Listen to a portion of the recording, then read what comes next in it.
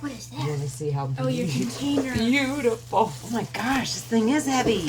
I used all the resin making it. What's it? What is it? Oh, and I got stickers. Oop, oop. Whoa, look! It's got pole barn inside of it. Mm-hmm. Isn't that awesome? That's so cool. That's Look at that. That is beautiful. I love the Out of the mouth of babes. I love the greenness in there. And Oh man, isn't that gorgeous? It's so Like I want to swim. I want to swim in this bowl. I want this to be my backyard. Well, not literally, because then that means it never stops. But man, I want to swim. if I can picture what heaven's oceans look like, that's it right there. Swimming in those colors. Thank you so much, Doug. You have no idea how. This was a way more than what I expected. I didn't even expect this. Next is turning this massive, beautiful beast. Oh gosh, Lord, please don't let me destroy it in any kind of way. It's gonna be so pretty. I'll have to keep it and then see. This is definitely one of a kind, and again, you are definitely one of a kind. I really, really, really appreciate you. I'm gonna get off here before I cry. God bless you, Doug. Thank you. So as you've seen, Doug had sent me this beautiful bulb link with some beautiful colors of resin, and it has box elder inside and some burl in the bottom as well. I was so nervous to turn this piece and excited at the same time.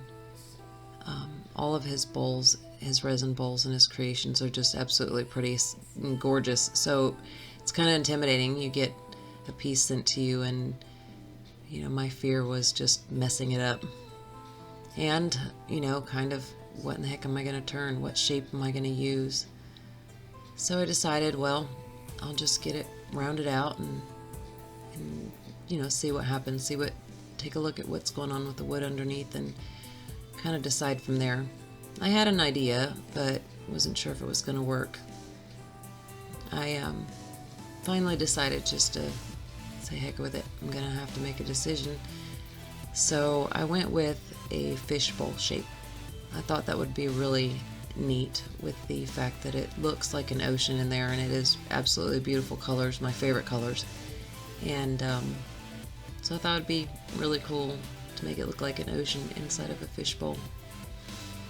The tricky part was trying not to obviously mess this up, but to not get so much chip out. The longer resin sits, the harder it is. And Doug had sent this to me a couple weeks ago, and I was waiting for my new headstock to come in before I even attempted to throw it on my lathe. I didn't want any more vibration than what I knew I was already having. So it sat for a little bit. So needless to say, it's like as hard as glass. And those chunks, when they come off, that's why I'm wearing a plastic glove. When those chunks come off, it hits you like pieces of glass hitting you. It's somewhat, it's tolerable, but it can get, you know, painful after so long.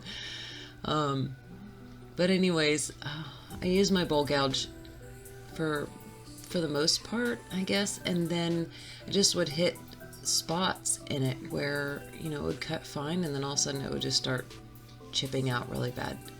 And I couldn't go very fast with my lathe. I mean, you can see it already wobbling pretty good, and that's about 400 RPMs, maybe a little more. I think the highest I was able to actually get the speed on this to go was 800, and that was when I was sanding it. You know, the resin and the wood obviously are not the same weight, so they stay kind of unbalanced throughout the whole piece. Something I'm kind of used to with my other headstock and its wobble issues. I've kind of just gotten used to turning things that way, so it was I guess a good thing. So I'm using my negative rake scraper to really start shaping it, because it seemed to be quicker than trying to use my bowl gouge, and I just was in fear of getting too much chip out, and then your design is kind of focused around trying just to get the chipped resin to smooth out than, you know, actually creating what it is that you intend to create. So to avoid that, I went ahead and just started using my negative scraper a little more.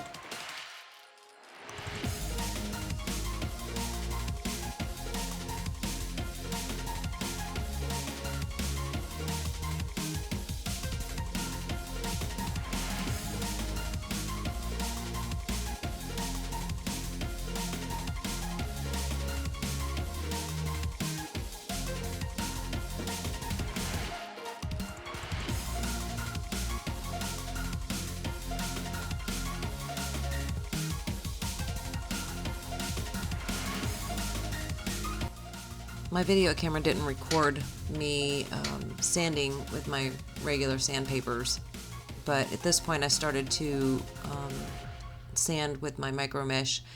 I sand with my regular sandpapers dry all the way up to 600 grit, and then my micro mesh, I think it goes up to 3500.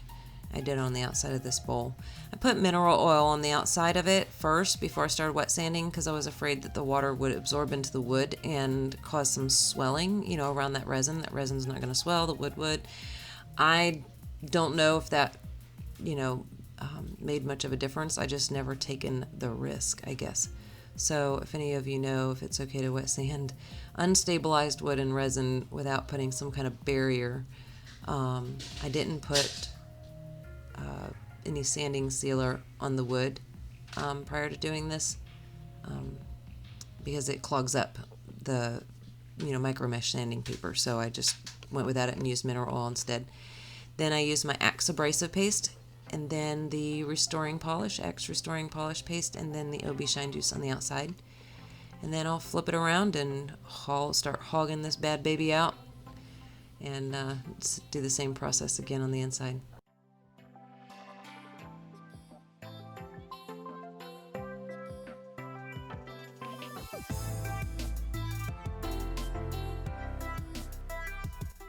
I don't know about y'all, but I absolutely love those shavings that come out of there with that Forstner bit on certain woods, and definitely resin. So as you've seen, I threw some behind me. I put it in a little bowl. I kind of capture neat little looking stuff that I can cast later on, but it's a weird thing that gets me excited is those little shavings. And I always look forward to using my Forstner bit because I want to see, what comes out, the different colors and just how well it stays together. It's one of those really, I don't know, maybe just stupid, but I get excited about that part out of all the parts. That's, ooh, what am I going to get out of here now? So I just figured I'd share that with you. Something a little quirky, but I love it. So there were cracks in this piece that had gone all the way through, and I had already filled them with resin, let them sit overnight one time. Then came back and there was just one persistent crack. Oh, it just was not going to be filled. So this time I felt I'm going to take my Dremel and drill the crack all the way down as far as I can go. So that way it opens it up more, so that way the resin will actually get in there. I didn't want to take the risk of just letting it sit overnight again and then it not working. And then we have this stupid storm that is hanging around out there, and I'm pointing to where my location is compared to the hurricane, and we just pray for Bahamas because they definitely got hit pretty hard, and my heart goes out to all those people who homes and lives were destroyed and lost. Thank goodness we haven't gotten anything major, just some wind and rain, just our normal summertime type weather, but I'm glad it's staying farther away, and hopefully it dissipates before it does anything else. Anyways, a good incentive to hurry up and get done, right? I sanded with regular sandpaper, dry sandpaper, all the way till about 600 grit, like I did on the outside. And then I bought some new micro mesh pads that go from 1,000 all the way to 12,000 grit. Yeah, I know, insane, right? I was wanting to get the best possible bowling ball type finish. I just wanted this thing to shine. It's going to be my most favoritist bowl ever and my most prized bowl, so I wanted to make sure that there was going to be a really good shine, and it did really good. I'm really happy with it. It took me way longer to sand than it did to actually turn, so I was expecting really good results, and I just couldn't leave it alone. I had to just go over the spots and make sure that they're all flattened out. I had to go back a few steps a few times because some areas weren't as smooth as others, but or in the resin, I should say, you can see little deeper scratches. So I wanted it to be perfect, and most of my pieces I get that way, obviously, and resin is a new animal to sand. I have to you have to be more patient with it.